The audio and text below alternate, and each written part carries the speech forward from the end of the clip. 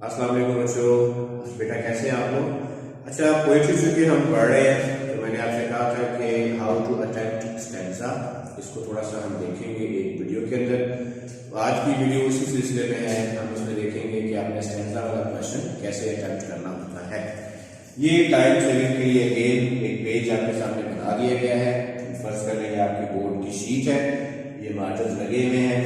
आपने जब ये क्वेश्चन शुरू करना है तो मिड में बड़ा सा करके आप देख सकते हैं एक तरह से स्टैंजा या एक्सप्लेनेशन वाला जो टाइप स्टेटमेंट है सवाल की, वो मुकम्मल आप explanation with reference to the context.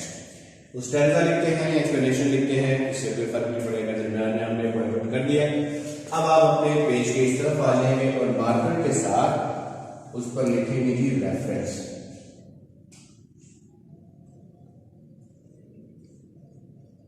Reference के बाद डालेंगे दो कॉलम्स। मैं रिपीट कर रहा हूं कि इसके आगे हमने डैश नहीं डालनी, सिर्फ कॉलम डालने। अब रेफरेंस जो होता है किसी भी पोएम का, उसमें उन्होंने दो चीजें आपसे रिक्वायर की है basically. Number 1 the name of the poem, number 2 the name of the poet. अब उसके लिए जैसे बालों का उर्दू में बच्चे लिख देते हैं नज्म का उन्वान, शायर का नाम, ऐसे नहीं लिखना। ये हेडिंग दे देनी है आपने मार्कर के साथ रेफरेंस। इसके बाद एक आमतौर पर लाइन आया करती होती है, एक स्टेटमेंट आया करती होती है जिसमें आपने यूं लिखना होता है, यहीं से लिखना शुरू करें, दीज लाइन्स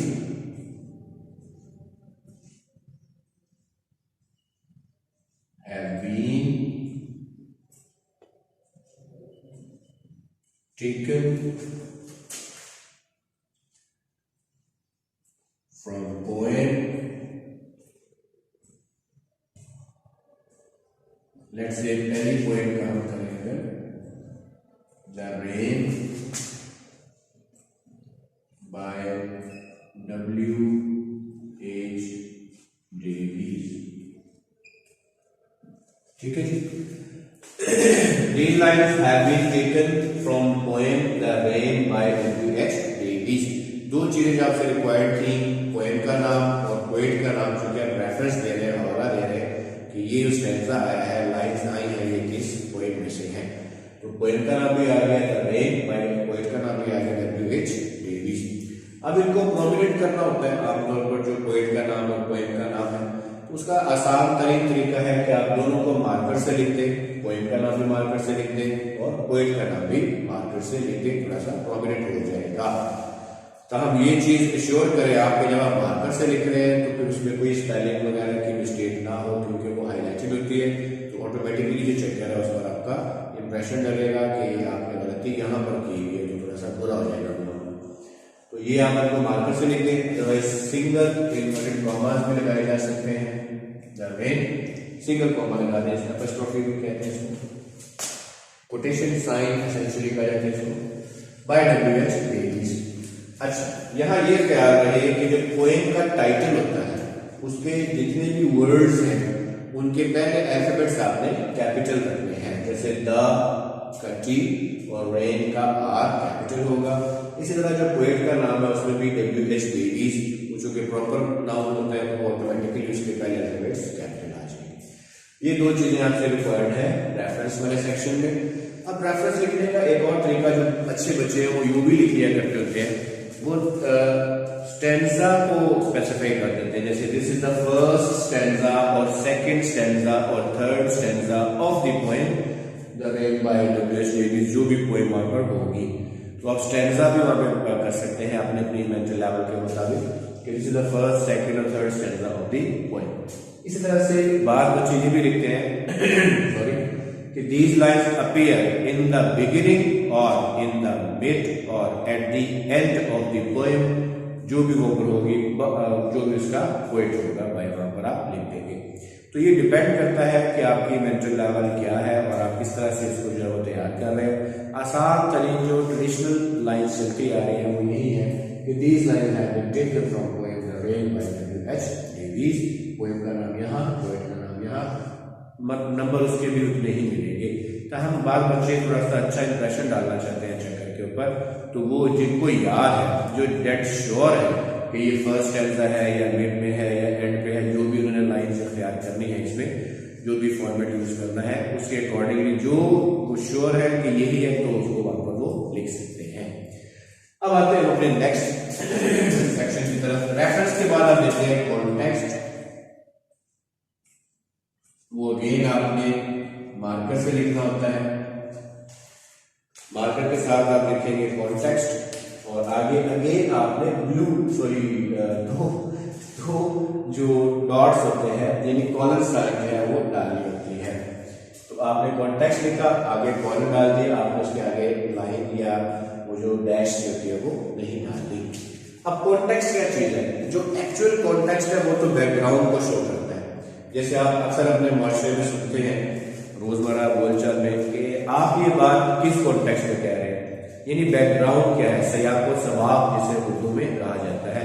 ये हवाला वतन यानी रेफरेंस और कॉन्टेक्स्ट सयाको सबाब कहलाएगा। लेकिन फर्स्ट ईयर के एक्चुअल जो कॉन्टेक्स्ट है पोइट्री का भी वो थोड़ा सा डिफिकल्ट होता है। उसमें जो रिक्वायर्ड है ग्रेजुएशन या मास्टर लेवल के ऊपर कि वो जो लाइन्स आई हैं उनकी क्या जरूरत पेश आई, उनका बैकग्राउंड क्या था, जो जिसके बाद ये लाइन्स की नौबत आ गई, तो वो लिखना होता है आमतौर पर। लेकिन यहाँ पे फर्स्ट ईयर के लेवल पे एज सच वैसा कॉन्टेक्स्ट रिक्वायर्ड नहीं है, ना ही वो चेक करेगा इस पॉइंट ऑफ व्यू से। तो इसमें आप सिंपली क्या कर सकते हैं, जो पोएम का थीम है वो आप लिख सकते हैं इस लेवल में। पोएम का थीम लिख दीजिए। याद रखिए तमाम जो पोएम्स हैं उनमें कोई भी स्टैंजा आया होगा, यहाँ तक के स्टेप्स उन तमाम स्टैंजास के कॉमन होते हैं, यानी रेफरेंस सेम रहेगा चाहे फर्स्ट स्टैंजा आया, सेकंड आया कि थर्ड आया। कॉन्टेक्स्ट सेम रहेगा क्योंकि कोई भी लाइन आएगी वो पोएम का थीम वैसे ही माना जाएगा। मैं फर्स्ट लेवल की बात कर रहा हूँ। जो एक्सप्लेनेशन वाला पोर्शन होगा वो थोड़ा सा इससे मुख्तलिफ होना है। तो अगला हमारा जो स्टेप है वो एक्सप्लेनेशन ही है। आपने रेफरेंस लिख लिया, कॉन्टेक्स्ट में लिख लिया, उसमें थीम था, रेफरेंस में पोएम का नाम लिखा, कॉन्टेक्स्ट में सिर्फ थीम लिखा, एक्सप्लेनेशन आ गई हमारी। अब एक्सप्लेनेशन में सबसे पहली गलती बच्चे करते हैं वो इसकी स्पेलिंग है। बच्चे आमतौर पर सवाल की स्टेटमेंट में जाते हैं, हमारे लिखा होता है explain with reference to the context, उसमें EXPLAIN एक्सप्लेन होता है। एक्सप्लेनेशन में फिर यहाँ पर जो EL के बाद A है इसके और N के दरमियान में I नहीं होगा। रिपीट करो, एक्सप्लेनेशन के स्पेलिंग में EXPLAI के दरमियान से N के दरमियान में I नहीं होगा, तो ये एक्सप्लेनेशन कहलाता है। ठीक है जी, ये जरा ख्याल रखिएगा कि इससे आपने अवॉइड करना है कि यहाँ पर I आ जाए N से पहले। दोबारा हम आगे कॉलन ही डालेंगे और वो अब जो डैश है वो नहीं डालनी। एक्सप्लेनेशन कैसे करनी है ये हर स्टैंडर्ड की अलग से होगी। एक्सप्लेनेशन के मामले में याद रहे ये सिर्फ गिवन लाइंस की ही होती है, इसके ऊपर और नीचे आपने नहीं जाना अनलेस रिक्वायर्ड ना हो। जैसे बात किसी कोई ऐसी लाइन आती है जिसमें कोई एल्गोरिथम रेफरेंस है तो उसमें आपको थोड़ा सा ऊपर नीचे जाना पड़ सकता है उस पॉइंट के अंदर, क्योंकि वो वाकया वो रेफरेंस पीछे गुजर चुका होता है। तो उसके अलावा रिक्वायर्ड अगर नहीं है तो आपने सिर्फ गिवन लाइंस के अंदर रहना है। इसके लिए आमतौर पर मैं जो एक आपको हिंट दिया करता हूँ वो इस तरह से है कि फर्ज करें कि आपको सिर्फ वो 4 लाइनें आती हैं पोएम की, उससे ऊपर और नीचे नहीं आपको मालूम कि क्या लिखा हुआ है और आपने सिर्फ उन्हीं को एक्सप्लेन करके वाज़ह करके इजी करके प्रेजेंट कर देना है। तो आप उस सिर्फ उन लाइंस तक ही फोकस रहेंगे। जिस तरह जब बार को डेमो प्रेजेंटेशन होती है तो जो भी प्रेजेंटर होता है उसको सिर्फ एक शेयर लिखने के लिए दिया जाता है कि जनाब आप इसको एक्सप्लेन कर दें। अब बाद में उसको मालूम नहीं होता कि उसके ऊपर या नीचे क्या आने वाला है, तो वो अपना फोकस सिर्फ उस शेयर पे उन लाइंस पे रखेगा। यानी एक्सप्लेनेशन में आप बाउंड हैं कि आप सिर्फ गिवन लाइंस तक ही महदूद रहेंगे और उन्हीं को एक्सप्लेन करेंगे। वाज़ेह अल्फाज है जो भी इजी वर्ड्स इन वर्ड आप यूज कर सकते हैं अपने अपने मेंटल लेवल के मुताबिक आप उसको एक्सप्लेन कर देंगे। एक्सप्लेनेशन में आपने इस सेक्शन में 3 स्टेप्स का ख्याल रखना होता है। सबसे पहला है सिंपल पैराफ्रेज, यानी जो लाइन्स आई हैं उनको आप आसान अल्फाज में पैराफ्रेज कर दें, एक्सप्लेन कर दें। उसके लिए टीचर्स आमतौर पर एक फार्मूला हमारे साथ लाया करते हैं, क्योंकि बच्चों के ज़हन में एक बड़ा सवाल होता है कि सर एक्सप्लेनेशन कितनी होनी चाहिए, कितनी लाइन्स की होनी चाहिए। तो हमारे टीचर फरमाते थे कि एक जो लाइन है, एक जो वर्ड्स आई हुई है उसको आप मैक्सिमम 2-3 लाइन्स में भी एक्सप्लेन कर सकते हैं ना, इससे ज्यादा नहीं जाएंगे आप, वरना आप रेलेवेंट मटेरियल देना शुरू कर देंगे। तो अगर 4 लाइन्स आई है तो वो 8 से 12 लाइन्स में एक्सप्लेन हो जाती है। अगर 6 आएंगे तो फिर वो कोई 10 से 14-15 लाइन्स में एक्सप्लेन हो जाती है। बस ये ख्याल रहे कि रेपिटेशन ना हो, इररिलेवेंट जो डाटा है उसमें ना आ जाए।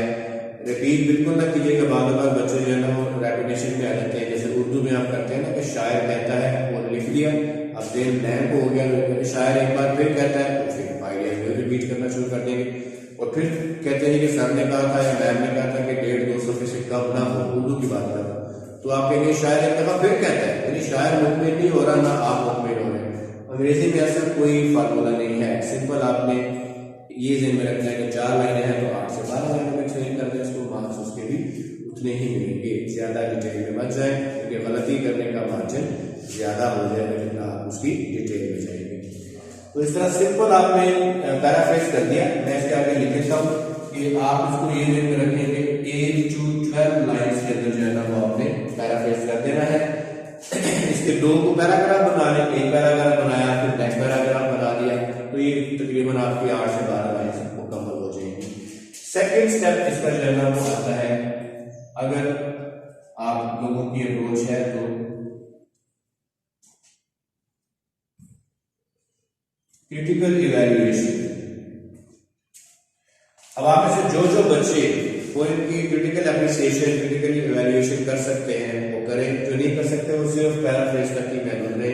गलती मत कीजिएगा, कौवा चला हंस की चाल अपनी चाल में भूल गया वाला मामला ना हो जाए कि आप इसके चक्रों में अपनी जो पैराफ्रेज वाले मार्क्स हैं वो भी लूज करवा बैठे। क्रिटिकल इवैल्यूएशन के अंदर कोई अगर पोएम के अंदर सिंबॉलिक मीनिंग है, जहां जहां पर सिंबोलिज्म आई है, जहां जहां पर आपकी जो है ना वो लिटरेरी डिवाइसेस इस्तेमाल हुई है, सिर्फ गिवन लाइन्स के अंदर, सिर्फ गिवन लाइन में जो आई हुई है उनके अंदर अगर कोई सिंबॉलिक मीनिंग है, कोई लिटरेरी डिवाइस इस्तेमाल हुई है तो आप उसको बयान करेंगे। इस लाइन में पोएट ने जो है ना वो ये सिमिली यूज की या ये मेटाफर यूज किया, इसको इससे रिलेट किया, ये एलिगरी है, कुछ इस तरह के जो भी वहां पर एप्लीकेबल होगा, फलां चीज को पोएट ने पर्सोनिफाई किया हुआ है, वो आप वहां में स्टेटमेंट बनाकर लिख सकते हैं। ठीक है जी। तो थर्ड और लास्ट स्टेप जो है ना वो इसका कहलाता है rhyme scheme.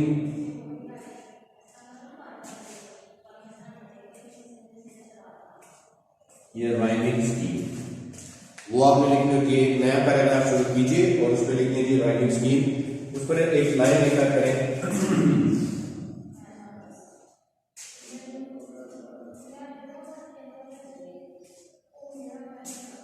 the rhyme scheme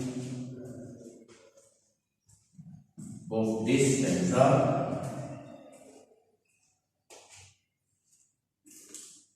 is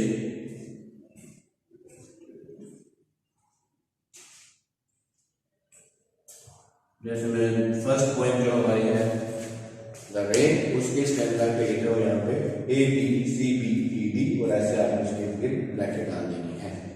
ये राइम स्कीम वाली लाइन आप देखेंगे। यहाँ ख्याल है कि इन तीनों चीजों की हेडिंग नहीं देनी, ये आपको समझाने के लिए पॉइंट लिखे जा रहे हैं कि आपने एक्सप्लेनेशन किया, एक पैराग्राफ शुरू किया, उसमें सिंपल पैराफ्रेज, नेक्स्ट में भी सिंपल पैराफ्रेज, नेक्स्ट पैराग्राफ शुरू किया, उसमें कोई अगर क्रिटिकल इवैल्यूएशन उसके अंदर मौजूद है तो वो लिख दिए, नेक्स्ट पैराग्राफ शुरू किया, उसमें ये लाइन लिखी the rhyme scheme of this stanza is, ये जो भी वहां पर एप्लीकेबल होगी, तो आपका सवाल मुकम्मल हो जाएगा। आपने लेंथ लगानी है फुल और मार्जिन जो है ना वो बना देना, वहां पर लाइन लगा दी।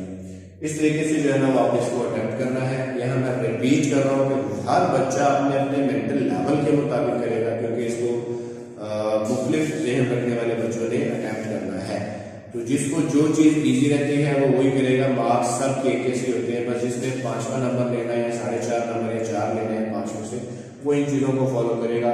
वरना 3, 3.5 जो है वो मिल रहे होते हैं, नो इशू। आप जो 3, 3.5 मिल रहे हैं वो भी ना कटवा बैठे।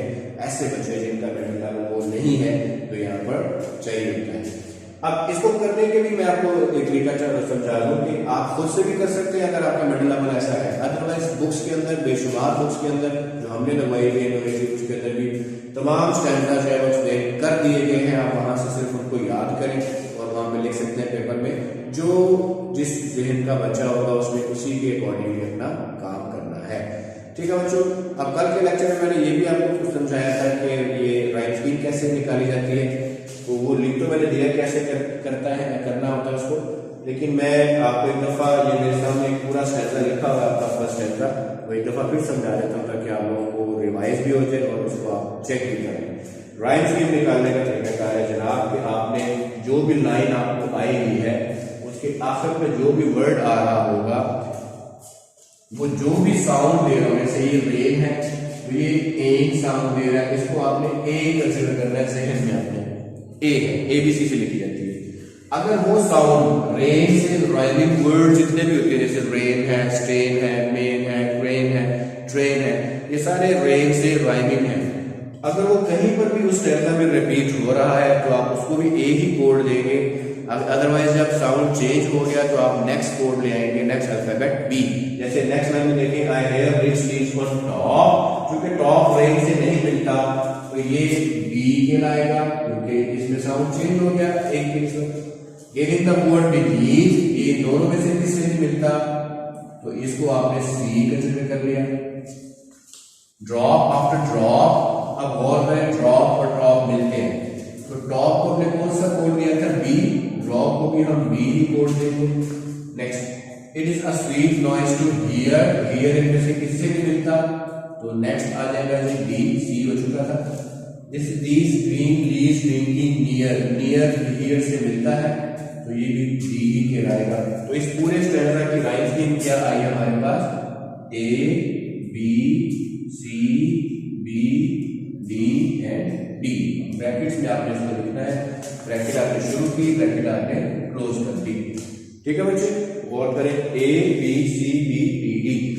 अब गौर कीजिएगा इस पोएम के नेक्स्ट स्टैंजा की राइम स्कीम भी वही होगी। ठीक है, तो आमतौर पर पोएट अपने तमाम पोएम्स के जो तमाम स्टैंजास हैं उनकी राइम स्कीम सेम रखते हैं। अच्छा, बार बार राइम स्कीम नहीं भी होती, वो ब्लैंक वर्ड्स, फ्री वर्ड्स कहलाता है, वो लाजमी नहीं कि आप वहां पे लिखना शुरू कर दें अपने तौर पर ही, तो जिसकी नहीं है उसको आप छोड़ दीजिए, वो फ्री वर्ड्स कहलाती है। तो इस तरीके से जो है ना वो आपने राइम स्कीम एक्सपेक्ट करना होती है। यहाँ एक और बात याद रखें जो आखिरी होगी, हम फर्ज करते हैं हमारे पास 1 2 3 4 लाइनें बस ये आई हैं, अगली 2 आई नहीं, तो राइम स्कीम क्या हुई, A B C B, A B C B. गौर से सुने, हम फर्ज करते हैं हमारे पास आखिरी 4 आई है, पहली 2 आई ही नहीं है, तो बीनीथ ए बन जाएगा, ड्रॉप बी बन जाएगा, हियर सी बन जाएगा, नियर सी बन जाएगा। उस सूरत में फिर ये होगी ए बी सी सी। रिपीट कर रहा हूं, अगर आखिरी 4 आई है तो बीनीथ ए है, अगर बीनीथ रिपीट हुआ तो ए ही है, अदरवाइज वो बी बनेगा। जैसे ड्रॉप बी बन गया, हियर सी बन जाएगा, नियर सी बन जाएगा, तो फिर रखी लाएगी ए बी सी सी। ये आपने याद नहीं करनी, जैसे मुझसे कल किसी बच्चे ने पूछा था, ये जो लाइंस आई होंगी उन्हीं की राइम स्कीम आप उसी वक्त बैठ के बनाएंगे। मैं टेस्ट करने के लिए मुख्तलिफ पोएम्स में से आपको मुख्तलिफ स्टैंजास बना के दूंगा, कुछ एक तो ऐसे भी दूंगा जो आपके सिलेबस में है ही नहीं है, ताकि आप लोग उसको इवेल्युएट करें कि किस तरह से हमें राइम स्कीम जो है ना वो निकालनी होती है। ठीक है बेटा, उम्मीद है आपको समझ आ चुकी होगी। ये आपका पूरा लेक्चर है। ये राइम स्कीम निकालने के बाद जैसे लिखनी है वो यहाँ पर लिख दिया हुआ है, rhyme scheme of this stanza is, जो भी उसको अप्लाई हो रही होगी आप उसको ब्रैकेट्स में क्लोज कर दें और सिर्फ वही बच्चा लिखे इसको श्योर है कि यही है। अपना ख्याल रखिएगा बच्चों, अल्लाह हाफिज।